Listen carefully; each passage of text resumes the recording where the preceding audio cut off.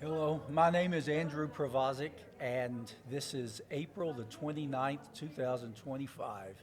And I remember when I was 19 years old, I had joined the United States Navy, found myself stationed overseas, far away from my home in Texas, never been outside of Texas hardly. And here I was finding my way serving in the United States Navy, but I connected with one of our ministry to the military directors in a little town called Gaeta, Italy, who connected me to a big retreat being held in Berchtesgaden, Germany, by the Church of God Servicemen Center. And I went. And that is where I was impacted for ministry in a profound way. Brother Lamar Vest was preaching a sermon that night. He was preaching a Christ-centered sermon.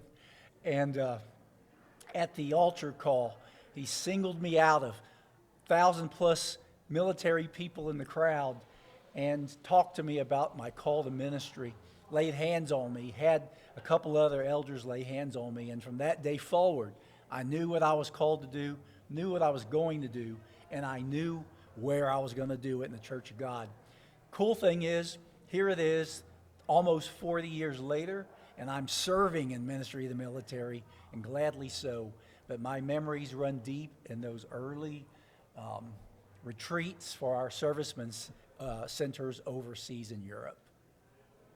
Which servicemen centers were you a part of while you were in the military? When I served, this was in the 80s, and I was in Naples, Italy, and I was part of the Servicemen Center in Gaeta, Italy. Owen Martin was the director there for over 30 years.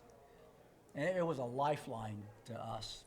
Yeah, in what way did the Servicemen Center serve as a lifeline? How was it a unique ministry? Now, when you're a young single military person stationed overseas, far away from all family support, don't know anybody, you're in a culture. If you're raised in the church, you're born again, and you're in a culture of, well, let's just say military culture. It's not easy. So when you find a Church of God Servicemen Center and somebody's preaching and teaching and speaking your language, they provided home-cooked meals, family get-togethers, game nights. In those days, they even had bunk rooms. And you didn't have to sleep in the dorms or on your ship. You could go sleep in the dorm rooms and just get away from your environment and just be loved on. That's the biggest thing. They loved on you. Wonderful. Yes, sir.